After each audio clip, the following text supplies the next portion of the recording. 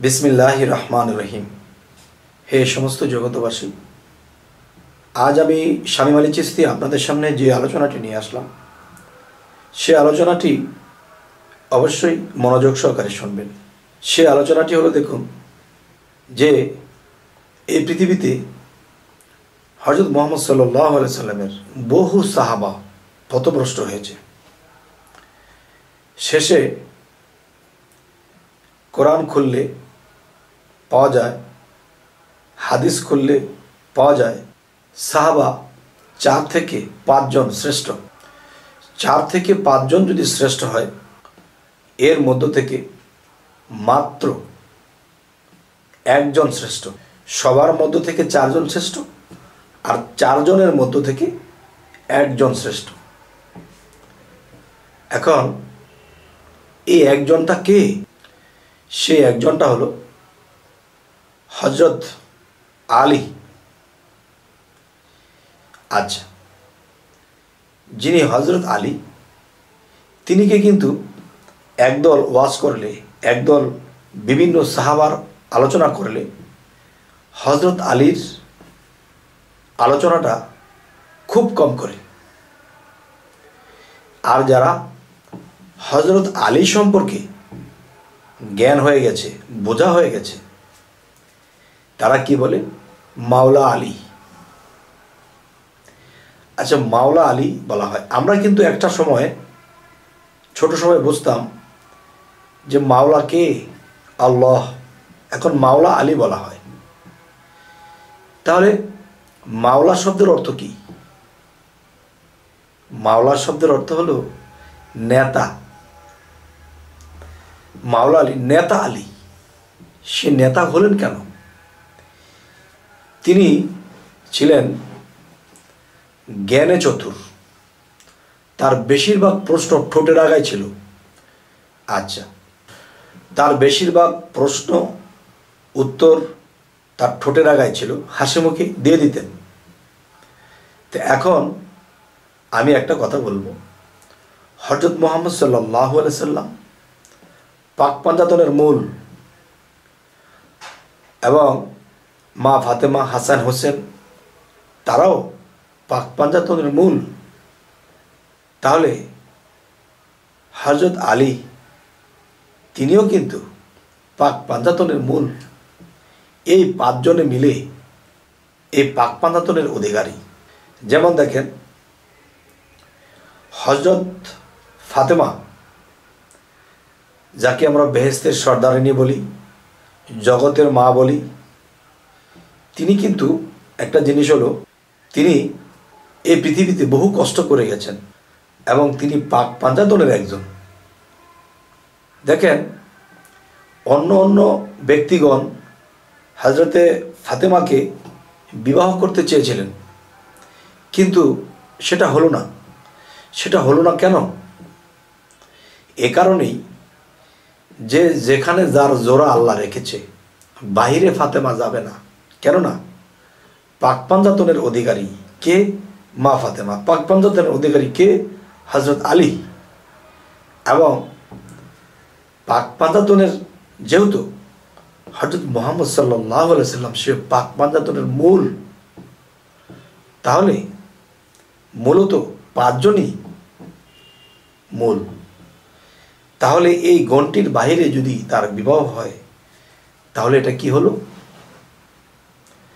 তাহলে এটা কোনো মানানসির হলো না।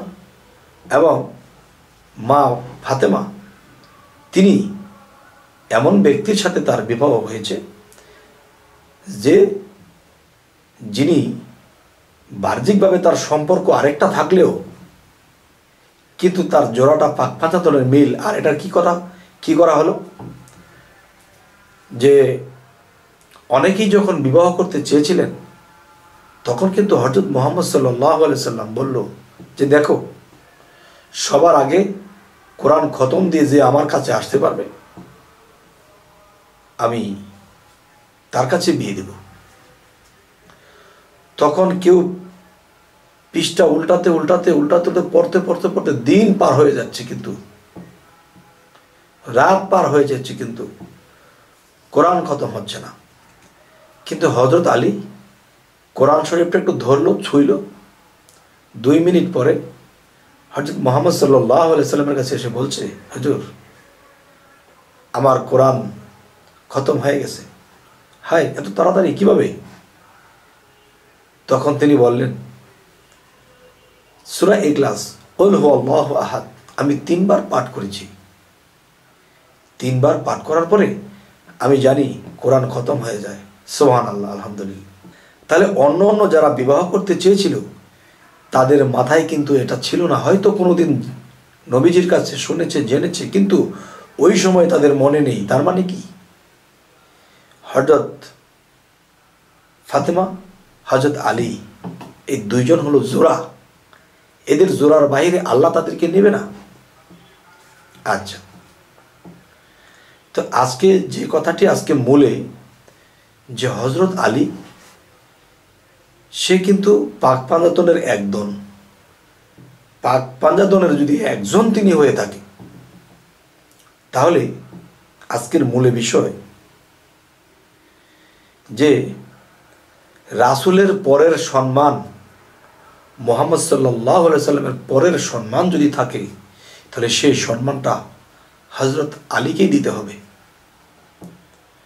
আচ্ছা, এবং হাদিসে কুদসি যদি আমরা খুলি, সেখানে আমরা পেয়েছি কি, আল্লাহ কি বলেছে? হযরত আলী আমার শক্তি, হযরত আলী আমার বাঘ। আর হযরত মুহাম্মদ সাল্লাল্লাহু আলাইহি সাল্লাম তিনি কি বলেছেন? তিনি বলেছেন, আলী আমি হলো জ্ঞানের শহর, আর আলী হলো সেই শহরের দরজা। এই দরজা দিয়ে যে প্রবেশ করবে সে জ্ঞানের শহর লাভ করবে। আলহামদুলিল্লাহ। তাহলে পৃথিবীতে বহু সাহাবা ছিল, পথভ্রষ্ট থেকে শুরু করে আবার 4 থেকে 5 জন সাহাবার মধ্যে যদি আসি, হযরত আলী তিনি একমাত্র জ্ঞানী।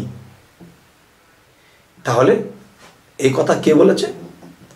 হযরত মুহাম্মদ সাল্লাল্লাহু আলাইহি সাল্লাম বলেছেন, আমি জ্ঞানের শহর আর সেই শহরের দরজা হযরত আলী। যদি কেউ আলীর দরজা দিয়ে প্রবেশ করে, সে আমার, আমি নবীজির, আমি রাসূলের জ্ঞানের শহর তিনি লাভ করবে। তাহলে অন্য কোনো সাহাবার কথা কিন্তু এই কথা বলা হয়নি। তারপরেও দেখা যায় এই পৃথিবীতে অনেক ওলামারা ওয়াজ করে। আবু বকরের ওয়াজ বেশি করে, হযরত ওমরের ওয়াজ বেশি করে, উসমান গনির ওয়াজ বেশি করে, কিন্তু হযরত আলী তিনি এমন একজন ব্যক্তি, তার ওয়াজটা তেমন একটা করে না, এই একটু। তাহলে বোঝা গেল যারা মারেফতের জ্ঞানের শহরে প্রবেশ করেনি বা মারেফতের জ্ঞানের শহর তারা এই জ্ঞান সম্পর্কে যারা বোঝে না এবং বুঝতে চায় না, তারা হযরত আলী পর্যন্ত যায় না এবং তার দরজাটা প্রবেশ করে না। আচ্ছা, তাহলে যারা হযরত ওমর, হযরত আবু বকর, হযরত উসমান গনি, এদের সাথে যারা মিশেছে, তারা তাদের শিক্ষায় শিক্ষিত হয়েছে।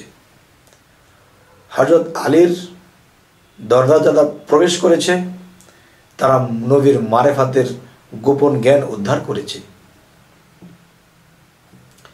তাই বলা হয়, যদি কোনো পৃথিবীতে কামেল পীর থাকে, তাহলে একটা কথা বলা হয় পীর আলী, পীর আলী।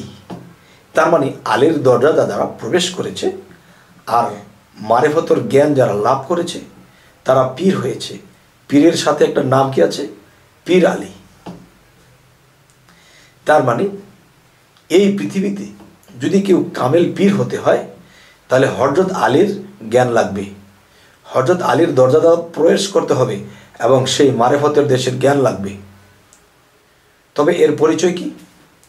দেখবেন এই জগতে যারা আবু বকর, হযরতে আবু বকরের শিক্ষায় শিক্ষিত যারা, তারা আলীর কথা তেমন একটা বলে না, এবং ওসমান গনির কথাই বলবে, কিন্তু দেখা যায় হযরত আলীর কথা তেমন একটা বলে না।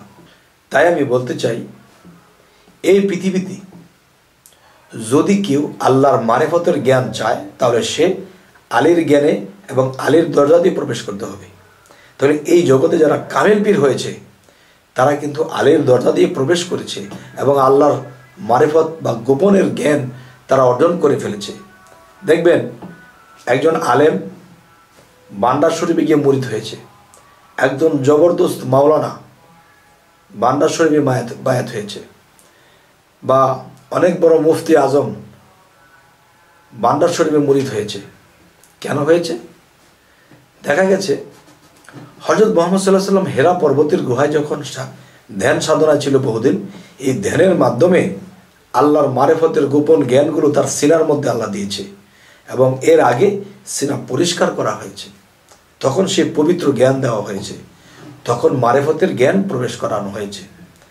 তাহলে সে হীরা পর্বতের ধ্যানের সাধনা যদি কেউ না করে, তাহলে হযরত আলীর জ্ঞান তার মধ্যে আসবে না। বই পুস্তক পড়ে, কোরআনের কিছু আয়াত পড়ে, কিছু হাদিস পড়ে তারা ওয়াজ করবে, যে ওয়াজটা করবে তার মধ্যে হযরত আলীকে তেমন একটা আনবেন না। কেন আনবেন না? কারণ সে মারিফতের খনি, এটা কিন্তু পাগল ফকির খুব ভালো করে জানি, কিন্তু তারা এই পর্যন্ত যাইতে চায় না।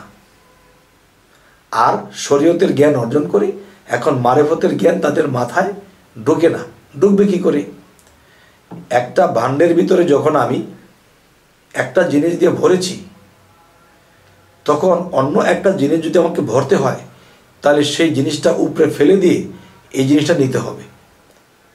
ঠিক যারা শরীয়তের বস্তা দিয়ে এটাকে গোডাউন ভরে রেখেছে, এখানে মারিফত, হাকিকত, তরিকতের জ্ঞান এখানে থাকতে পারে না, কারণ একটা দিয়ে ভরে রেখেছে।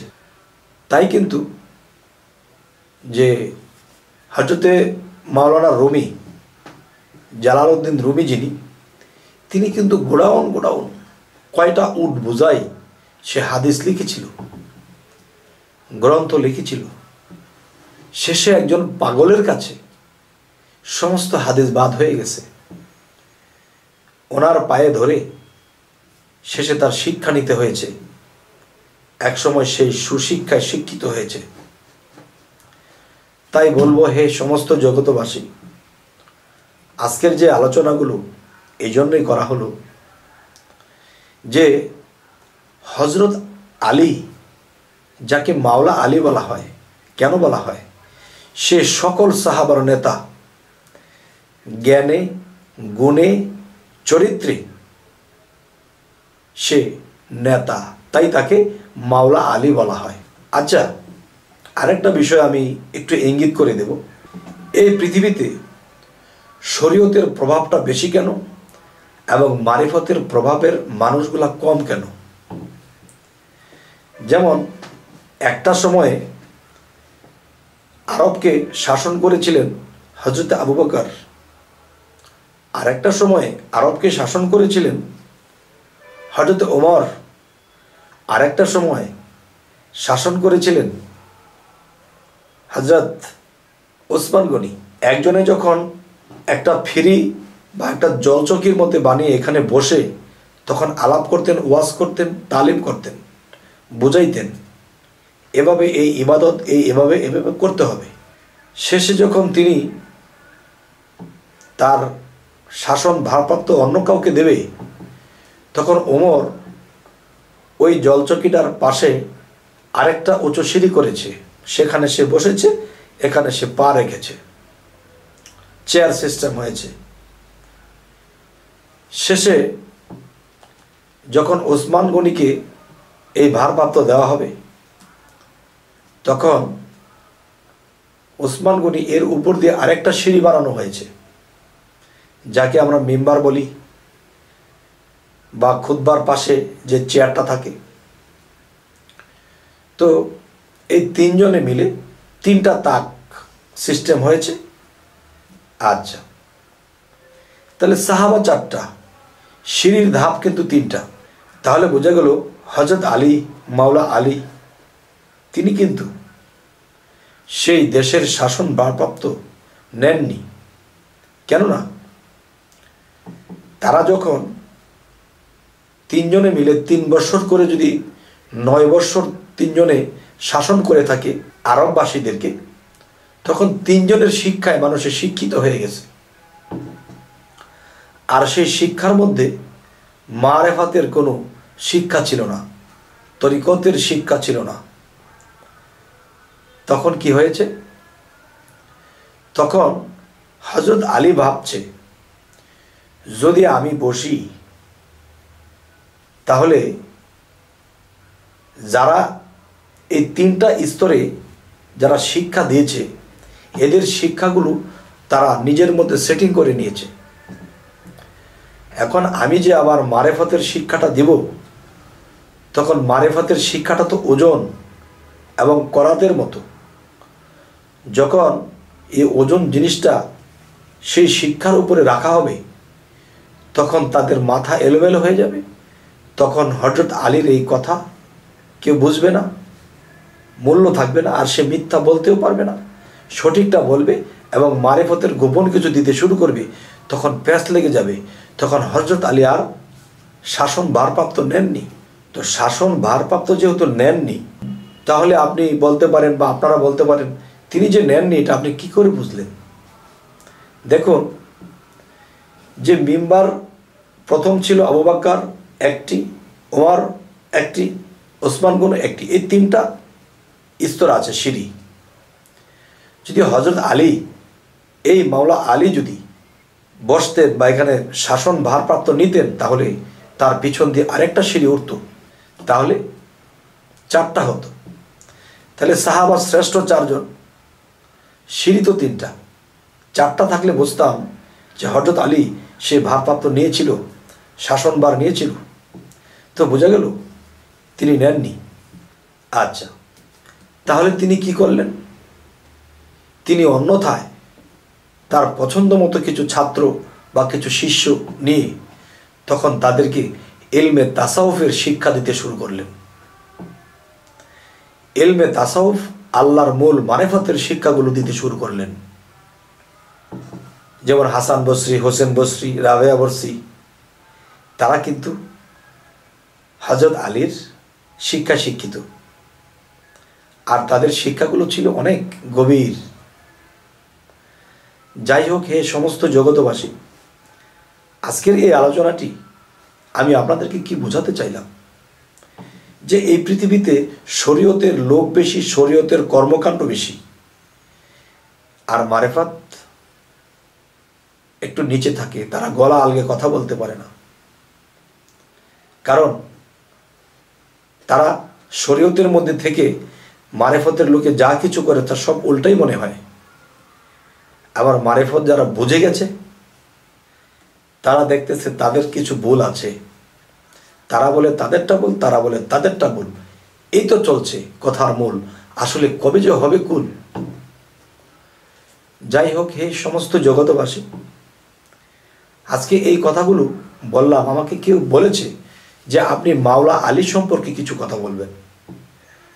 তো 10-15 মিনিটের ভিডিও, এতে কিন্তু সকল আলাপ করা যায় না।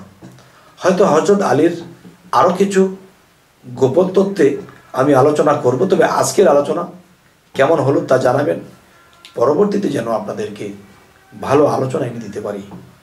তো আমাদের চ্যানেলটি যদি আপনাদের ভালো লাগে তো অবশ্যই সাবস্ক্রাইব করে রাখুন, পরবর্তীতে যেন আমি ভালো আলোচনা নিয়ে আসতে পারি। সকলেই ভালো থাকবেন। আল্লাহ হাফিজ।